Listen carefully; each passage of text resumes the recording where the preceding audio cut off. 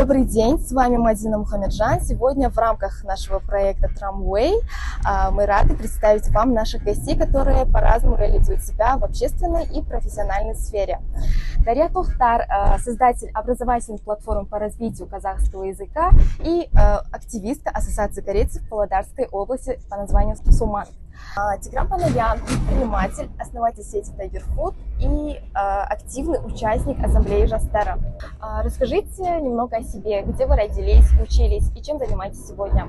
Родился в Семипалатинске, лет 5 переехал сюда в город, учился я до 9 класса, закончил колледж ИНЭУ на профессию организации дорожного движения. И в данный момент занимаюсь предпринимательством, развиваю свой бизнес. И на данный момент я являюсь студенткой второго курса Высшего колледжа Торыгырского университета. Помимо этого работаю координатором американского уголка при американском посольстве. Дарья, что привело вас в Ассамблею народа Казахстана? Это был осознанный выбор или обстоятельства? На самом деле меня в ассамблею привела именно Ассоциация корейцев, так как изначально я вступила в ассоциацию для того, чтобы реализовать себя творчески через танцы, через барабаны, через выступления. Уже затем я присоединилась к ассамблее. Тигран, а что привело вас в бизнес? Это был осознанный выбор или обстоятельства? Я хотел с самого детства развивать именно бизнес, я хотел руководить. Но я с юношества работал на СТО со своим отцом, но когда я уже женился, и я сказал: пап, давай, до свидания, я пошел развивать себя и свой бизнес. И все, я отошел и начал. И это был осознанный выбор, потому что я знал, только в бизнесе можно реализовать те планы и цели, которые я поставил на жизнь. Очень интересно. Дарья, что для вас лично значит быть частью Ассамблеи народа Казахстана? Для меня быть частью АНК – это в первую очередь через мероприятия и проекты развивать сотрудничество между разными народами внутри нашей страны. Очень интересно. Тигран, что для вас лично значит быть частью общественной и молодежной среды, в которой вы сейчас работаете? Я, в принципе, пришел в Дом дружбы ради того, чтобы узнать, что такое общественная деятельность, да? Помогать друг другу, развивать, общаться. Вот. И для меня в данный момент это просто показывать пример молодежи.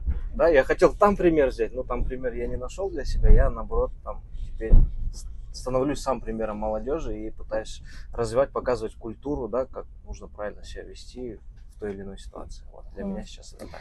Спасибо за ответ. Дарья, как родилась идея вашей платформы по развитию казахского языка? На самом деле, я очень давно заметила проблему с тем, что многие пытаются выучить казахский, но у них есть языковой барьер, у них часто проблемы с тем, чтобы начать именно говорить, в силу отсутствия большого словарного запаса, и в первую очередь понимания. И именно из-за того, что я увидела эту проблему, и для меня это реально важно, появилась идея о том, чтобы преподавать казахский язык другим людям. Сейчас, заметив проблему, у меня появилась идея о том, чтобы преподавать казахский язык. По большей части это были изначально просто уроки казахского языка, и постепенно это перерастает в полноценную платформу. А для кого в первую очередь ваша платформа? Для начинающих или для продвинутых пользователей? На самом деле, моя платформа по большей части ориентирована на начинающих, то есть для тех, кто только начинает изучение казахского, и им нужно понять логику языка, строение языка и построить базовый словарный запас. Тигран, как родилась идея вашего бизнеса Тигран Food? Я думаю, мне это в крови, я армянин, и мы, в принципе, склонны к общепиту. И вот, и так она и родилась. Я думал, сначала начну с павильона, и потом дальше больше буду развиваться. И вот так я и делаю, в принципе, как задумано было. А с какими сложностями вы столкнулись при запуске бизнеса? Или наоборот, что было легко? Ну, бизнес — это как ребенок маленький, который нужно сначала нянчиться с ним, потом воспитывать его, растить его, вот, любить его. Это точно так же, как маленький ребенок. Там было куча много разных подводных камней, куча много было хорошего, да, и будет еще. Ну, я так не могу объяснить, много там все было. Дарья, а вы с какими сложностями столкнулись при запуске своего проекта? На самом деле, самая большая проблема была именно техническая. То есть, на самом деле, сами уроки уже проработаны, они работают. У нас было несколько фокус-групп, но с точки зрения техники, то есть заставить искусственный интеллект понять эту методику, и начать преподавать, это было самой большой проблемой. И сейчас мы занимаемся тем, что доразвиваем искусственный интеллект, чтобы можно было запустить платформу на полноценное использование. В чем ключевое отличие вашего проекта от других подобных проектов ваших? На самом деле, самое главное отличие моего проекта от схожих проектов в сфере изучения языков – это методика.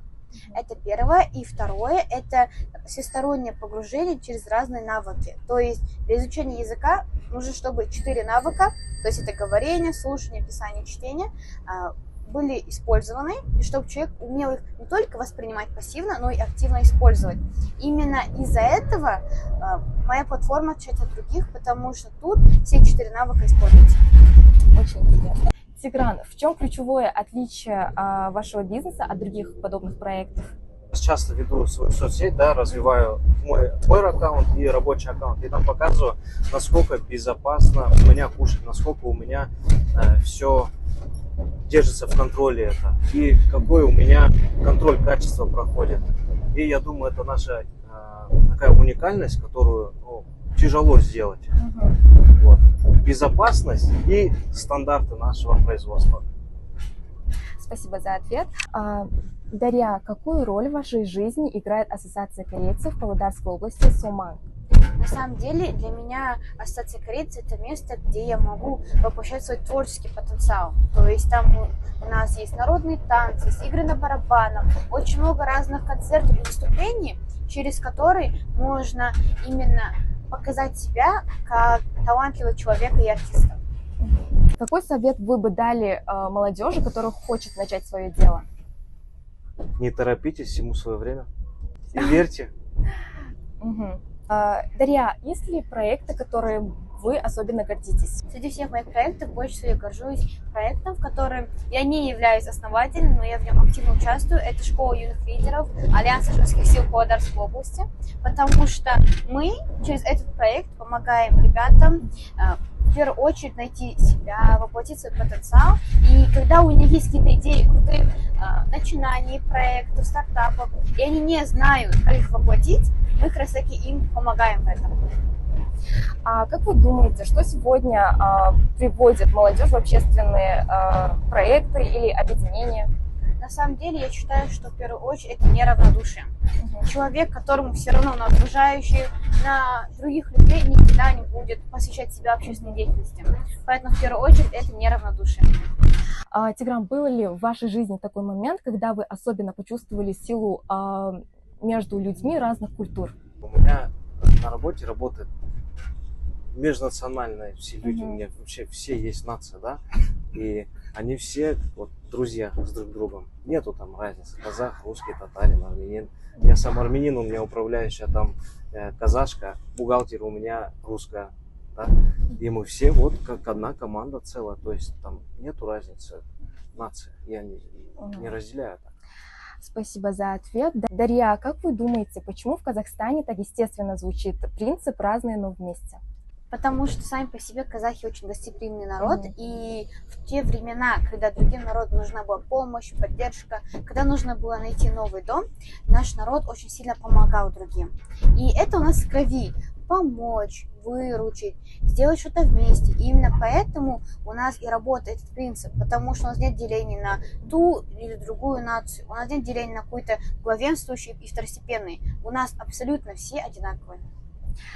У меня к вам такой интересный общий вопрос. Представьте себя через 10 лет.